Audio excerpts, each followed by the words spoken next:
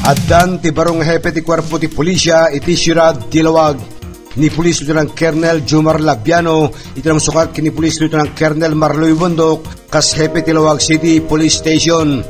Mismo na Lawag City Mayor Michael Kion tinimatang itinaang turnover ceremony iti Ilocos Norte Police Provincial Office. Maragsakan bet ni Colonel Labiano iti panakapili na aming idaulo iti Lawag City Police Station. It's about time na maglingkod din ako. Kasi ako'y laking nutriban din kagaya noon. It's about time na ito naman, yung span ng service ko until 56, mag-serve naman ako dito sa Ilocos Region.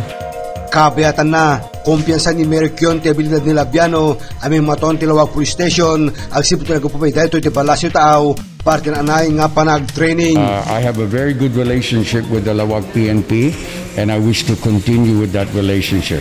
I always at their beck and call. Whenever they need something, I always make sure that the PNP has what they need because they play a very vital role in our society, keeping the peace and order in the city of Lawag. So I welcome Police Lieutenant Colonel Jomar Labiano.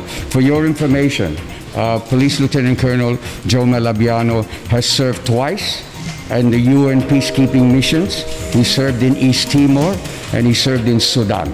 Okay, so he has plenty of experience. He also served down south, so he's had a lot of experience. Ni Labiano kay PNP Class 2000, nagsublimet ti INPPO ni Police Lieutenant Colonel Bondok.